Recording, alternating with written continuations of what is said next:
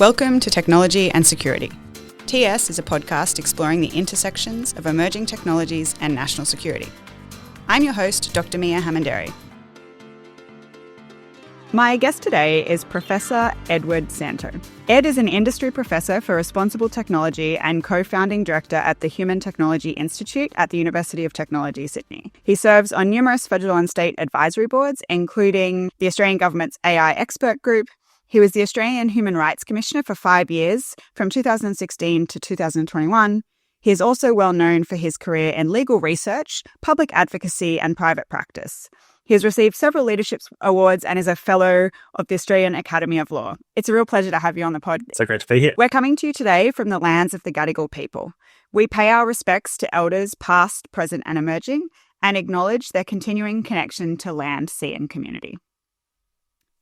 So I want to ask you first about Australia's AI posture. What's occupying your brain space about AI and Australia's AI position? Well, since, the third week of January 2025, globally, there's been a kind of a new politics on AI that is being advanced, most obviously by the Trump administration. And I guess at the heart of that new politics on AI has been this critique, which is that we've focused too much on the risks and threats associated with AI and not enough on the economic and broader opportunities of AI. Regardless of whether you accept that critique or not, it's helpful to be really clear-eyed about what that means. It means that I think people are looking for, and governments are looking for, ways to kind of lean into the AI adoption opportunity space. And I think there's a new skepticism for regulation and anything that might be considered a brake on, AI adoption and AI development.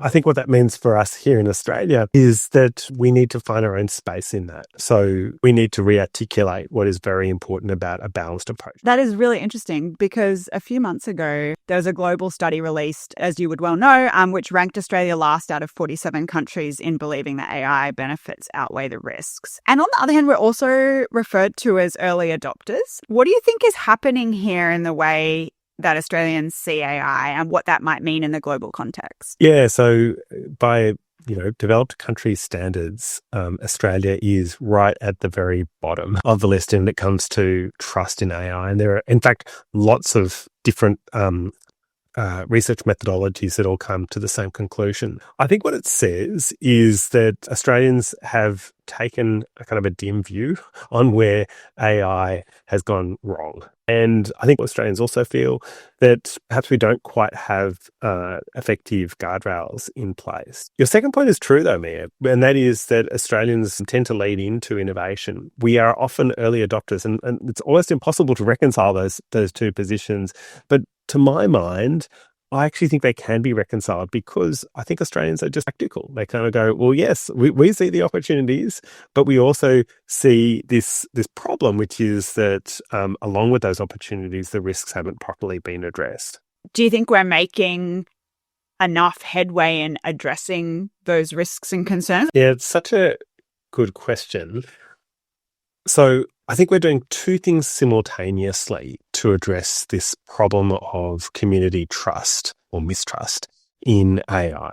And one of those things is terrible and useless, and the other one is quite good. So I think the thing that really doesn't work is where people in positions of authority, be it in government or industry or, dare I say, academia, say, you just have to change your attitude, just trust this damn thing, right? People don't do that. Trust is something that you earn. You can't just demand that people trust you. And so I think we are seeing quite a lot of activity in that space where you sometimes effectively hear people who are in industry and really want to do something about that trust deficit, effectively saying to government, hey, just smile more when you talk about AI, because that will make all the difference. We know it doesn't work. What is a tried and true way of building trust? You first articulate why you want to use this technology. and to you say really clearly, here is what we think will be the benefits to you as a user or someone who's affected by AI, and for me as the government or as a company that is actually putting that technology into the world. And then secondly, you do what people like, Professor Stuart Russell have been urging us to do for a while now, is you don't be arrogant about it. You don't say, well, I'm super clever. I'm going to be the one person in the world who never makes mistakes. Instead, you go, look, I've made every effort to ensure that this piece of technology is foolproof, but I've assumed that I'm wrong. I've assumed that the technology might go wrong. And if it does, here's what you're going to be able to do to address any problems or any harm that you experience. And so if you design an AI system, and indeed, if you design any product or any service on the basis that it might fail, then what you're going to do is you're going to build a much more robust product or service. And that's the way, that combination, I think, is the way you actually build a firm foundation of trust rather than essentially just trying to market your way out of a product. It's a really interesting reflection.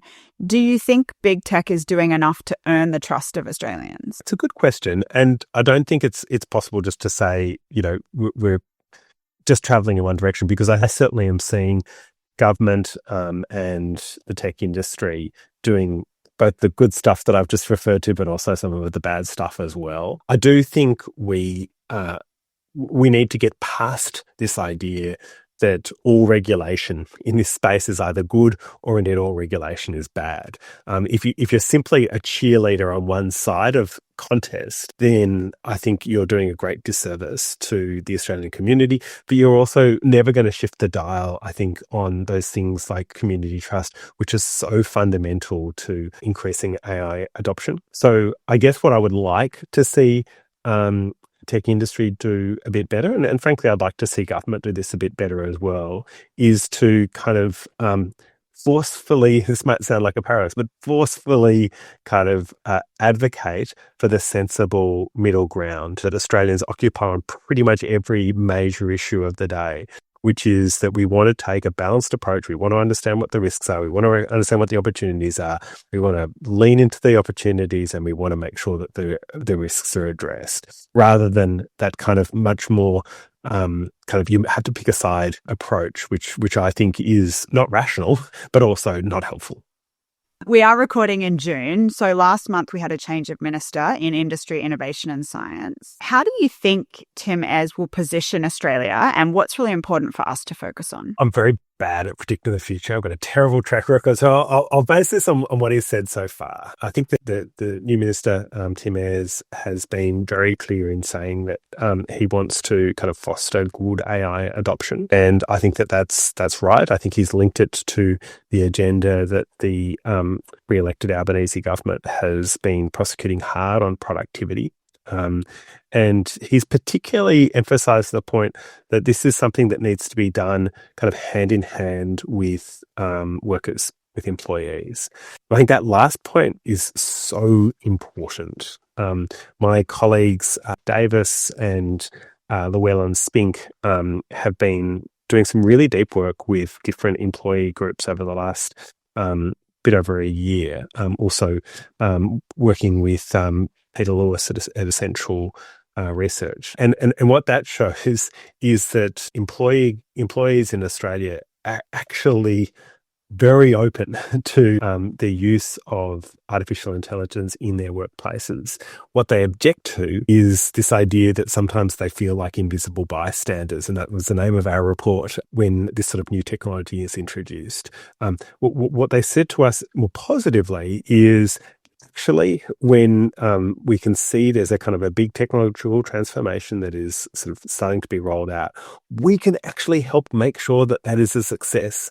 The statistics on AI projects that fail are dismal, right? About 80% of AI projects fail in the real world. I'm not talking about in the laboratory, I mean in the real world. That's real money. And so when workers are saying, you know what, we could see this was going to be a failure, but if they had if supervisors had done X, Y, and Z, it would have really set it up, the project up for success.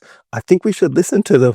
I'm really interested to see how Minister Ayres was to kind of take forward that idea of not seeing AI necessarily as a kind of an implacable threat to employment, but one where if we get this transformation right, it can be really good for employees as well as for the broader economy. I'll link it in the show notes. I also think it was very interesting because it continues to show how critical workers are to the success of technology adoption in companies. And that's people often forget when they talk about AI and productivity that workers are the mainstay of your value. And if you don't actually engage them in the process, you're really heading down the wrong path. As AI development continues, are there any things we can't afford to get wrong? It's a great question. The first thing I would say is, with any technological transformation, in a sense, I think you also need something that counterbalances. Whenever I've seen, a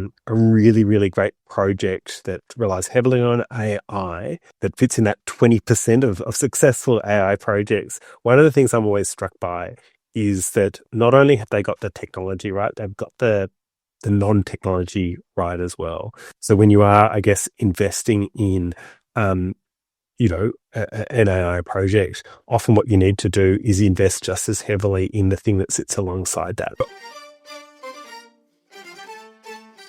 I'm going to go to a segment. It's called the contest spectrum. What's a new cooperation, competition, or conflict you see coming this year? Look, I am worried about the kind of heightened conflict that we're seeing between major powers. It's at least a two-way conflict and possibly a three-way conflict. The obvious conflict is between the United States on one side and China on the other. The US articulating kind of a very muscular kind of set of policies in respect of AI and kind of a very muscular approach to companies that are based in the United States itself. I guess, seeing it in highly contested terms vis-a-vis China. If there's a kind of a third major player in that context, it's the European Union, where I guess they've articulated, a vision for how AI should be developed and used that is within clearer regulatory boundaries than the United States. In some ways, the EU and China sort of share that in common.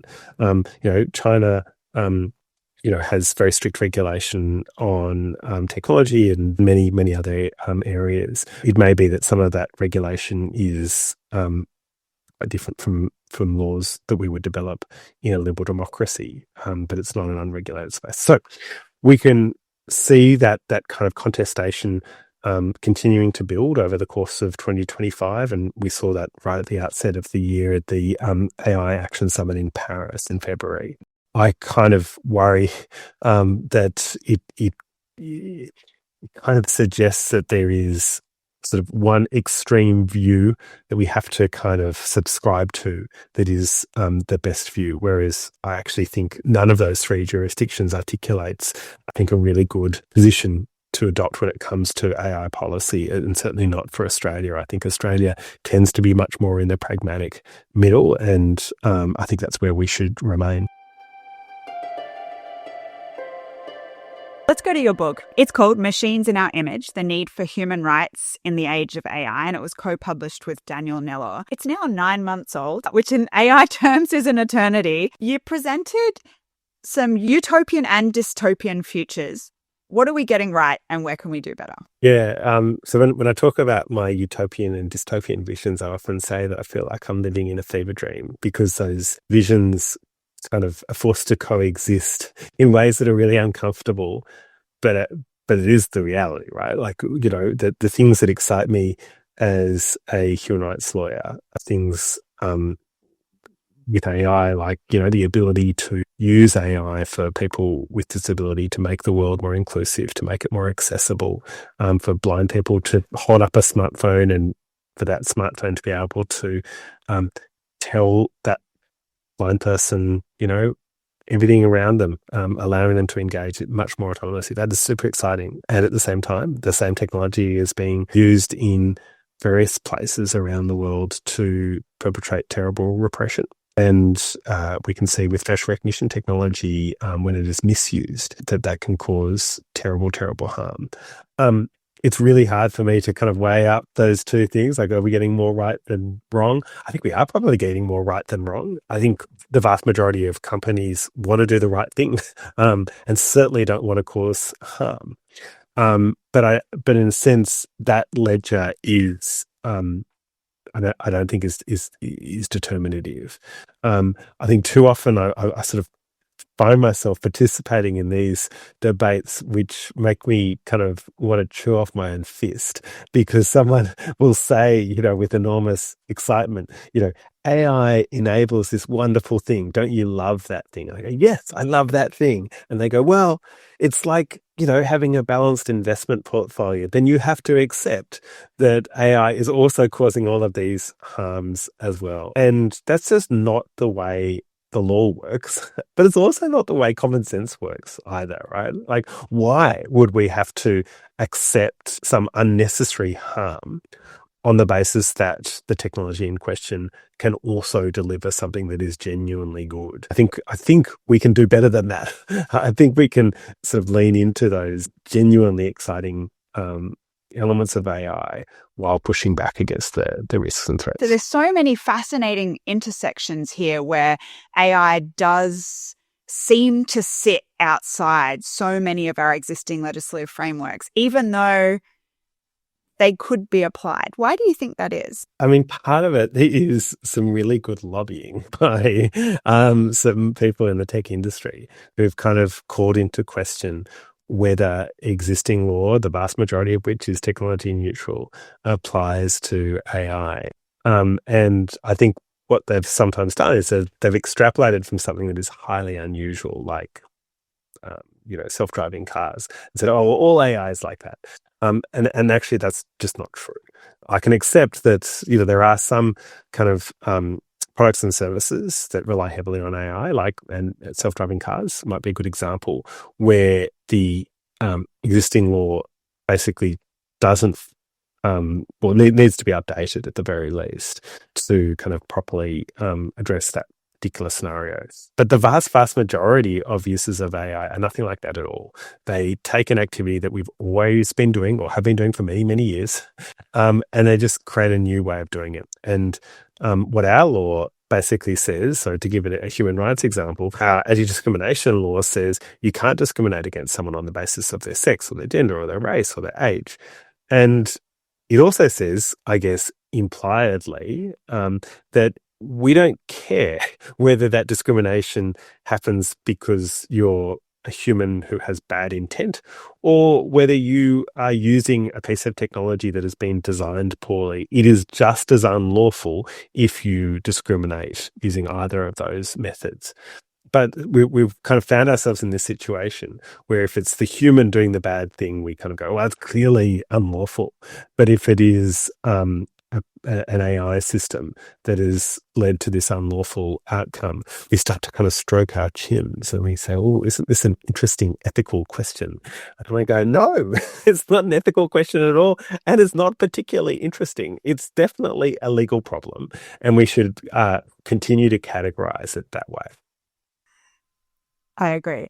But there does seem to be so much discussion about the values of whether it's US or China or European Union, and where the application of law sits relative to those values, which I find to be quite a fascinating development, because values underpin legislative and regulatory frameworks. And so it's an interesting way to reframe the discussion, but it's something that I'm seeing more and more in terms of, if you believe in liberal democracy, you need to go in this path. And if you're anti-oppressive regimes, you need to approach regulation in this way, which, as you said, comes back to this sort of regulation is good or bad. And as we know, binaries are not helpful in improving human rights or national security, for that matter. They don't tend towards good outcomes. I think that's right. And just on that, I think it's such a seductive idea, particularly for someone like me, right? Like that you put front and center the discussion about values or ethics or what is right or wrong. And you say we need to talk more about that when it comes to AI. Gosh, you had me at hello when you say something like that. The problem with that is, what is the kind of natural implication from that? Well, it is that we are having a discussion where the rules don't exist. The reason we have to talk about the ethics and values and so on is there's this kind of underlying idea that there are no rules that actually govern that. And that I think is deeply problematic because it kind of sweeps away a whole bunch of rules that are applicable but that are not being rigorously applied. I think what we need to do is spend a lot more time and energy asking the question, how can we apply those laws that are applicable, but that we are not properly enforcing? Yeah, it is a really interesting question, and one that doesn't necessarily reconcile quite so easily with the rapid adoption of AI, particularly for a country like Australia, where some of those laws, anti-discrimination laws, anti-defamation, like a whole bunch of our legislative frameworks, competition, should be applied and could be applied. But for some reason, that is either very slow, which is, natural. Let us sort of change and application is not known for its speed, but that is kind of complicating this counterbalance push for rapid adoption in ways that perhaps don't fit within those existing frameworks. Yeah. It feels like there's a growing number of areas where a focus on human rights are needed to help us respond to AI in ways that, as you've highlighted in your book, advance the ideas of dignity, equality, and respect. As individuals, what can we do to contribute to this? There are a couple of things. The first is we need to understand the technology. I'm conscious that can be quite a daunting idea because what it could sound like is we all need to turn ourselves into PhD level data scientists. And that's definitely not what I'm saying. What I am saying is,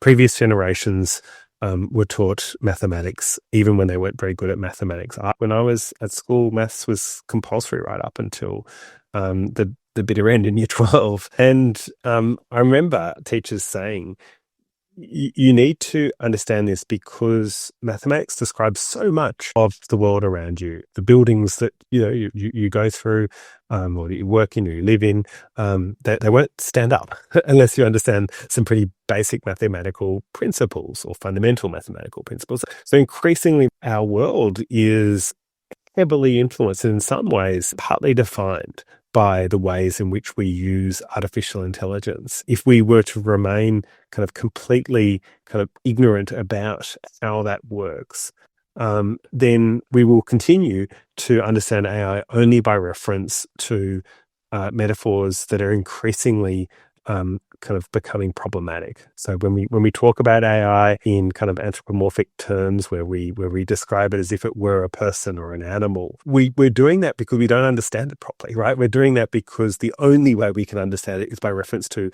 a metaphor that refers to something that we do understand, right? And that can only take us so far. So we talk about a strategic understanding of AI, or a kind of a minimum viable understanding when it comes to AI. And I think that's useful because it basically says, what are the things we need to understand that allow us to make good decisions? The second thing, I think, is we then need to make those good decisions. So in the way in which we ourselves, use AI, in the way we kind of might talk about it with the people that we influence at work, our families, that sort of thing. We need to kind of exhibit sort of sensible behavior. You've actually got to put that into practice, and that can be difficult, that can be challenging. And then thirdly, I think we need to think about what our role is as individuals in the polity. And that means taking that balanced approach where we really see, as I say, those important opportunities that AI has for making our world more inclusive, for fostering economic development, for fostering productivity, because those things are real. And we are equally clear-eyed about where the risks and threats are, and the need for government and business to do better in understanding and addressing those risks. I was going to ask next, what can government and business do better, and in particular with a focus on data and data protection, which is a significant concern for Australians. And the availability of public data on individuals means that even new startups in Australia are really forced into using that ecosystem. There's really not many alternatives to ecosystems that harvest data in that way. Given it's such a primary concern, how can we move the dial on this? Yeah, I wonder if I can start by giving a very oblique answer to your question. This is Privacy Awareness Week in Australia. And so I was invited earlier in the week to kind of reflect at an event on Privacy Awareness Week about the history when it comes to privacy. And I talked a bit about the Holywith machine, which is something that I'm used about a bit in the book that Daniel Nelor and I wrote. So it goes back to the early 20th century. It was a kind of a proto-computer that was developed in the United States by a man called Holywith. And the idea was that it enabled the census to be carried out in the US at greater than human speed. It used all kinds of old-fashioned punch cards and all kinds of things. But it was a huge change. It allowed information to be processed at 30, 40, 50 times the speed that any individual highly skilled census worker could do. So hugely impressive, wonderful innovation, absolutely fantastic. So good that it was exported to various different countries. And one of the first countries it was exported to in the 1930s was Germany. And the Nazi regime used it initially, I guess, in much the same way that it had been used in the United States, but as their malign intent towards the Jewish population as well as others who were terribly, terribly persecuted. As that malign intent turned into action, the effect of the Holywith machine allowed the Nazi regime to use people's personal information against them in kind of the most horrific, almost unimaginably terrible ways that enabled many more people to be rounded up and murdered than would otherwise have been possible. As we move now well into the 21st century with much more sophisticated machines that allow us to wrangle personal data, we need to be absolutely laser focused on kind of getting that targeted approach, which enables that to be used for good uses, but that also really kind of makes it more difficult for the machines themselves to be misused. And then when they are misused, it will inevitably happen from time to time, that there are really good mechanisms in place that government kind of operationalizes to protect the community from unnecessary harm. I was thinking about domestic questions when I asked that question, and it would be remiss of me not to mention that obviously that is occurring digitally around the world in a number of places at the moment, and it is such a tense and challenging topic to talk about. But the way that technology and particularly public information is being used to target individuals requires a global response. And how do we start to step to that table when it feels like a global fracturing on this particular issue? That is what kind of I walked away from the summit in Paris feeling most worried about. That there are, along with all of the economic opportunities that people are rightly excited about, there are genuine problems, and they're not risks in the sense that they might one day occur. As you point out, Miah, these are things that are happening right now in places like Xinjiang, but also in other places, including in Australia, where AI has been misused or it's gone wrong to cause terrible injustice. And yeah, there are sort of multiple ways in which we need to address that problem. One is that kind of whack-a-mole approach where you have good accountability mechanisms that identify the problem and then seek to remediate. But I think you make a good point, which is that unless you take a global approach to this, then you're left only with whack-a-mole.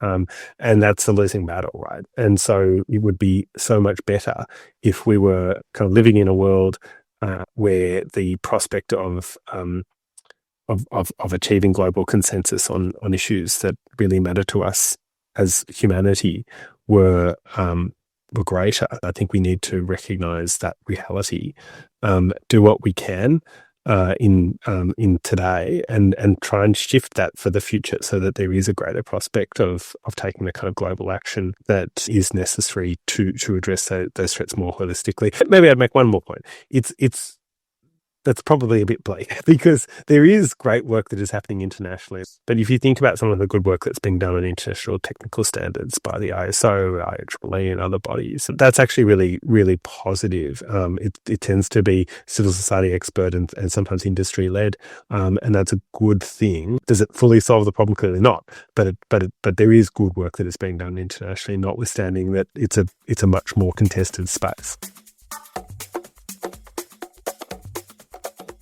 Well, let's go to a segment on alliances. How can nations, perhaps great powers, but perhaps a broader set of nations, work together on issues like AI?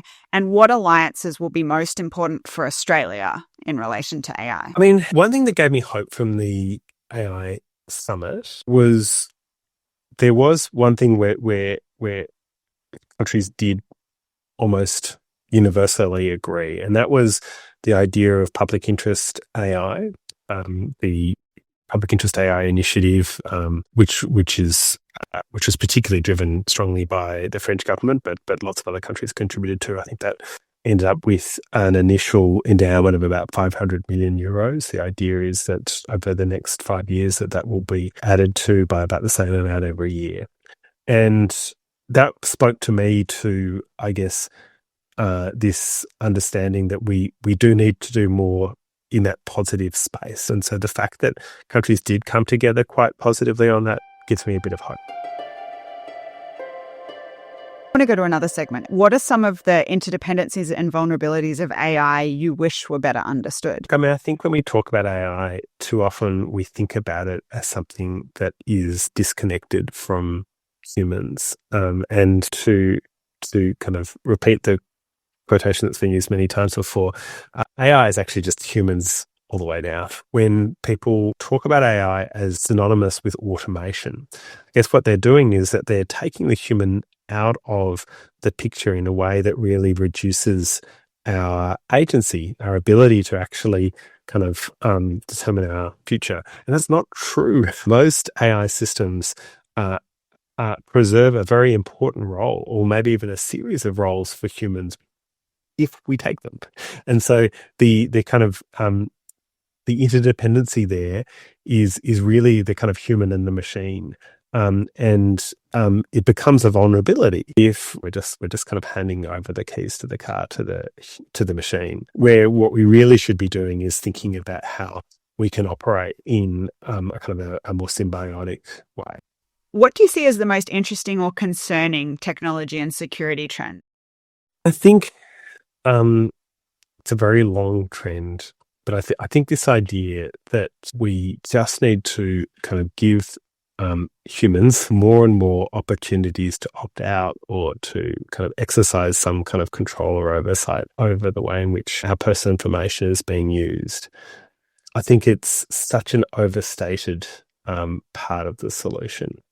The trend that it's all about control and oversight from individuals, I think, puts way too much responsibility and pressure on us as individuals, particularly in circumstances where it's actually difficult to do something, even in the unlikely event you do see something going wrong. And it takes the responsibility off those companies and government bodies from just doing the right thing, from actually respecting you and your personal information. Yeah, I absolutely agree. How do you frame AI for business and government when there are so many loud voices at the polar ends of the spectrum? Yeah, it's a good question. I think you frame it by reference to something that, if the following things are true, could be great. And so this idea that AI is inherently good or inherently bad, I think is just so immature that we need to move away from that. If you say to a minister, you can't do this because, so that's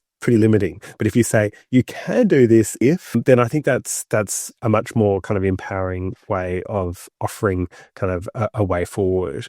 And so when it comes to AI, I think you can say, well, you can achieve fantastic productivity and other benefits from AI. And you can do so in a way that is consistent with our values as a country if you do X, Y, and Z. And I think that framing is helpful. I'm going to go to a segment, Emerging Tech for Emerging Leaders. What do you see as the biggest challenge for leaders in the current AI environment? I think the typical answer to that question is just keeping on top of, the development. And so I think that is the conventional answer, and it's a conventional answer for a good reason. It's because it's true. But I think that there's another problem that kind of rests sort of in the same space, and that is this idea that as a leader in an organization, you have to be kind of everything. Like you have to be the absolute best expert on everything. And the thing that surprises me about some companies that do well with the AI transformation is that often the leader is not someone like that, is not some amazing maven when it comes to AI. It's someone who really, really understands their business or really understands their organization. And so they keep on saying, to the kind of people who wear skivvies who come and, sell them tech products and AI products and services, explain it to me so I understand it. Explain it to me so I understand it. And that's actually a really good way of, I think, leading in this space. So you're kind of breaking it down, and until you understand it, you don't use it. You've just solved the problem with Australians being skeptical. They're waiting for the answers that they understand. Coming up is Eyes and Ears. What have you been reading, listening to, or watching lately that might be of interest to my audience? Yeah, look, this is sort of an embarrassing question. I have 4 young children, and my partner kind of once walked in on me when I was reading to, I think, our 6-month-old at the time, a book about the Holocaust. And I thought it was okay because, a 6-month-old doesn't speak English, doesn't speak any language. But she still thought, and perhaps rightly, that was an unhealthy thing to do. And so I accept that. And now I find myself again, this time reading a series of books about the gulags in Soviet Russia. And I kind of feel like maybe, even with the passage of time, I need to kind of move a little bit out of that kind of very depressing kind of space. And so that's Solzhenitsyn I'm reading. You've also implying that you're not taking your partner's influence particularly well. I agreed with her. I 100% agreed with her in the moment. The problem was that I didn't act on it. So right. that there's sometimes like this sort behavioral of tension change between. Hard. Yeah, exactly. Yeah, the theory and the practice are not always perfectly kind of aligned. I've got a segment called Disconnect. How do you wind down and unplug? Well, with 4 kids, I spend quite a bit of time with them, and they're pretty good at being unplugged, and they all happen to be very kind of active. And there is something for me when I've got a pretty busy day job that is really, really important about kind of not being on devices, and they're not at this stage at least of constantly pressing us for the access to screen time. Instead, they just want to run. They just want to go outside. We're lucky enough to have a couple of parks in walking distance to where we live, and so I do find myself often in the park, just kind of pushing a swing or having a soccer ball kicked at me. Sometimes it's not in like before it happens. It's not really what I want to be doing, but pretty much every time when I'm there, I do feel like this is a kind of a more connected way of living than kind of sitting in front of a computer screen typing a long document that I'm not enjoying typing, and I'm sure no one really wants to read. Kids have a way of grounding you in the moment. There is something so special about the presence that they demand, if you can find yourself appreciating it. I want to go back on something, the information environment and the way that manipulation of our information environment, particularly through AI, is having an outsized impact on security and democratic threats. I know you've written about that in your book. Yeah, so Daniel Miller and I talked about the pollution of the information environment. That is certainly a feature of the age of AI and the age of social media. And there was something that really surprised me. The leading research on this suggests that there's very little actual change in the total number of lies or hoaxes or whatever that is out there. The thing that has changed is our ability to find an authoritative source that debunks the hoax or the lie. So I was really surprised by that. So where previously you had kind of newspapers and politicians, sometimes maybe even university academics, who could be seen as kind of canonical sources of truth. That's no longer the case, right? Like we often see in public life this kind of really strong pushback against experts, and experts is often kind of, said with air quotes around it. And in some ways that skepticism is well placed. There are many experts historically and today who have kind of misused their position. I accept that.